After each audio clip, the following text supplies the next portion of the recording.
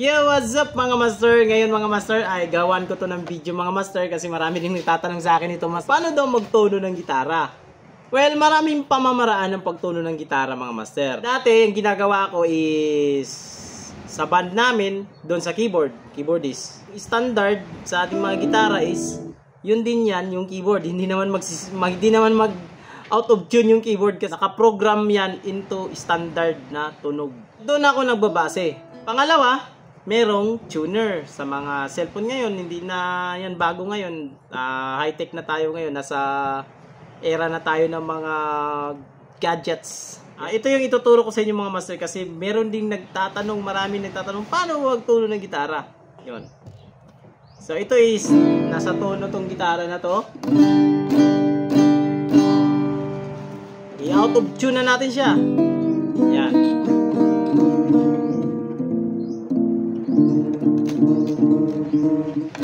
Out of tune na siya mga sir. Uy. Yan mga master, out of tune na siya mga master. Example mga master, wala tayong tuner mga master. Yan, wala tayong tuner. Itutuno natin yung gitara natin. Ito master, magbibigay muna pala ako ng tip mga master. Merong gitara na pagbili natin ng pagbili is hindi niya kaya mag-standard. Or siyempre beginners tayo, wala pa tayong alam kung ano yung mga gagawin. Kasi merong gitara na pag i-standard mo talaga siya is super higpit na sa daliri.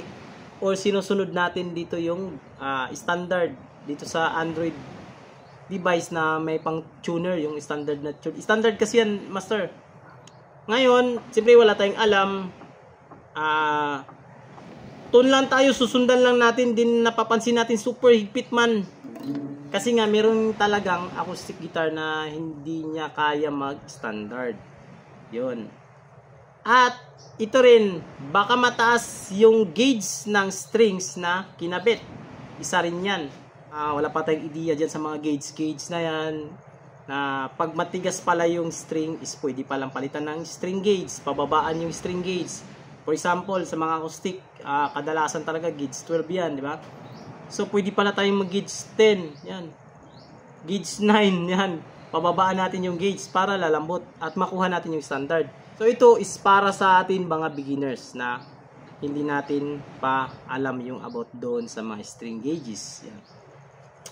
Huwag agad ituno natin sa standard or huwag tayong umasa doon dito sa mga Android na device na merong apps na nagtutuno. Standard kasi yan eh. Siyempre, susundan mo yung arrow.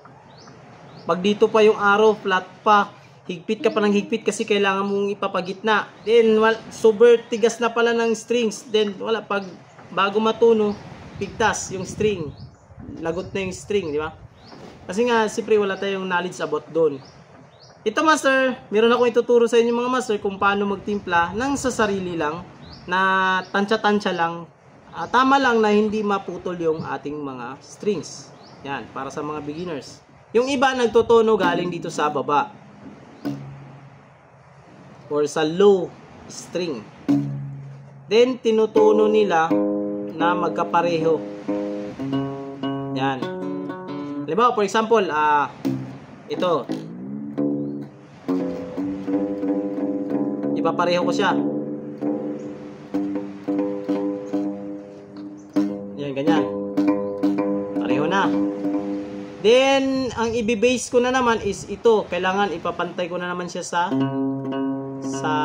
D string or sa number 4 na string.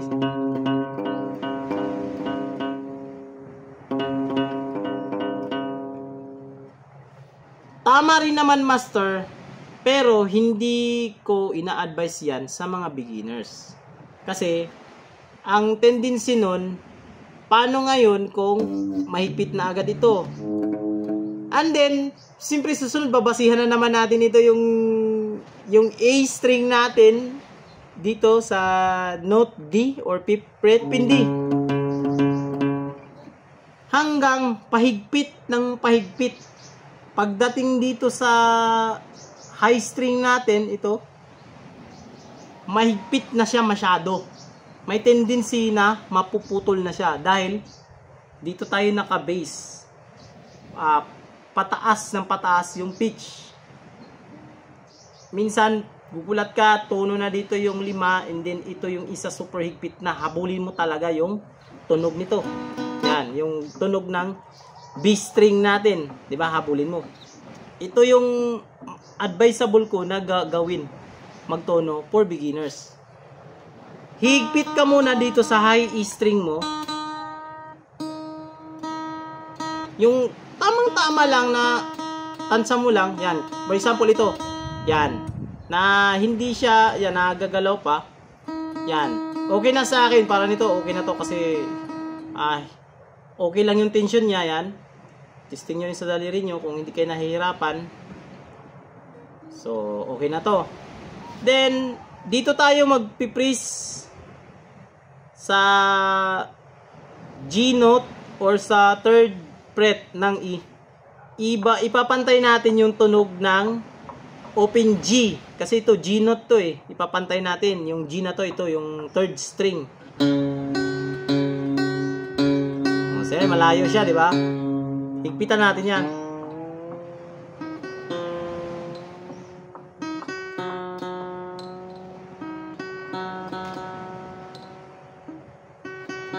Yan, bumagay na siya. O, bagay na siya, di ba?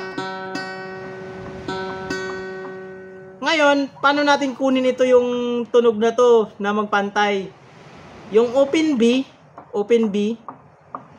itap lang natin yung, o i-press natin yung E string ng open B. Ito yung pang 7th fret na magkatunog. Ito yung, ang babasihan mo naman ito yung sa baba. Kailangan tutunog sila nitong pareho sila ng tunog ditong nakaipit ko dito sa 7th fret ng B string. Hanapin mo siya. So malayo siya, dito siya banda. Ibig sabihin, hihilahin natin tong note na to papunta doon, dito. So, dito na yung note papunta doon, dito sa ating E string. Hihilahin natin yan, or ibig sabihin yan is hihigpitan. Yan. Then, hanapin mo siya ulit. O, dito na siya, malapit na siya. Nasa F.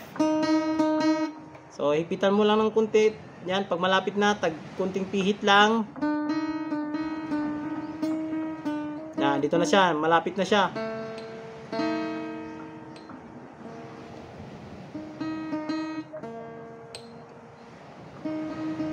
Yan na. Pantay na siya, master. So, yun. Napantay na siya. Ang susunod, mga master, is dito na tayo magbabase sa B string. Dito sa 3rd fret. Or D note.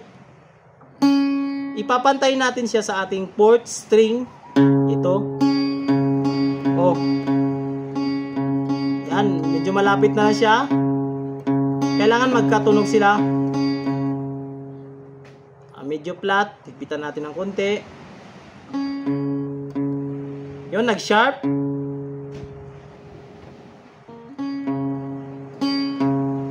Hanapin mo lang siya pag maluwag yung tunog niya or flat. Taasan natin dito, hihigpitan natin. Pag sharp naman, luluwagan natin dito sa ating tuning peg.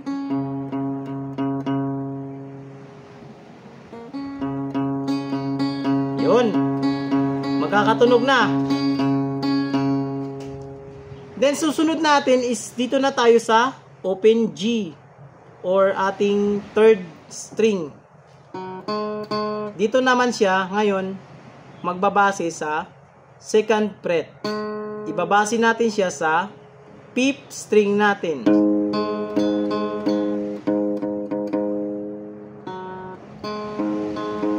Yun. And then, dito na naman tayo magbabase sa ating 4th string or tinatawag na open D string. Ibabase natin siya doon sa ating low E. Yun, nakabase na, master. What a coincidence, mga master. Yan. At ito master, take note mga master, ito walang cut to mga master ha. Nakatimpla na yan kanina, di ba? Pero mag-chords tayo ng kahit anong chords or pinakamaganda yung C. Try natin C, chords natin C. Yan, napapansin niyo mga master, out of tune siya, di ba? Out of tune. Ang gagawin natin is ititimpla naman natin siya. Ang gagawin natin is titimplahin na naman natin ulit kasi magti-tension kasi yan mga master. Yung example galing tayo dito sa baba, siyempre hahatakin siya ng tension dito, yung nahatak ng string dito. Kumbaga yung bigat kanina, dahil maluwag pa yung strings dito sa taas, yung ano ng kahoy or yung neck natin dito, pag ganito siya ng konti, ng bahagya, di lang natin simple mapapansin. Then pag humigpit na siya ng humigpit, mapapansin natin ito sharp, ito siya sharp. Yan, for example mag G ako, yan, siya sharp siya kasi hahatakin siya dito ng tension ng mga low string. So ang gagawin natin is ulitin natin siya na galing na tayo dito sa taas. Ito galing na tayo sa taas. Yan. Fifth fret ng open E. Ibabalance natin siya sa ating fifth string. Yun, balance na siya. And then dito na tayo sa ating fifth string, ibabalance naman natin siya sa ating open D. Pansin niyo mga master, sintonado siya. Flat. So higpitan natin siya.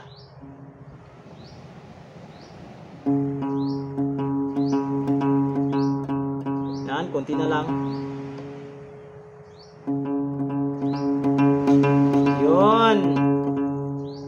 And then dito na tayo sa ating D string, i-compare naman natin siya dito sa ating open G.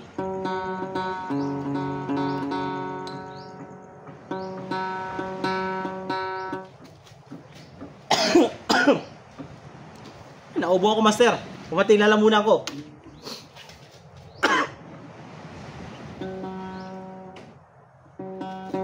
Yun, dito na siya mga master. At ito na, take note mga master, pagdating natin sa open G, ito, yung open G natin or yung ating third string, atas tayo ng isang fret or dito tayo sa kanyang fourth fret. Yan, fourth fret. Ibabalance natin siya doon sa ating open B. Yan, napapansin nyo master, yung sabi ko kanina na maghigpit talaga yung sa baba. Ito yun. Maghihigpit siya kasi hinahatak na siya ng mga low string natin kanina eh. So, atrasan natin siya kasi sharp siya oh. Ang basihan natin nito is itong nakaipit natin na strings. So, yan.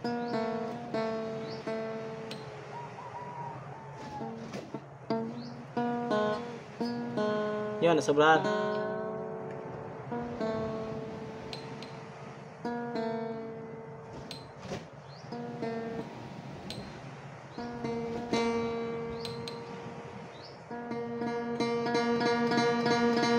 Yan na mga master. At of course, dito sa ating open B, ay dito tayo magbabase. Babalik na tayo sa fifth fret. Medyo sharp. Babaan natin ng konti. Yan. At magko-chords na tayo mga master. Yun.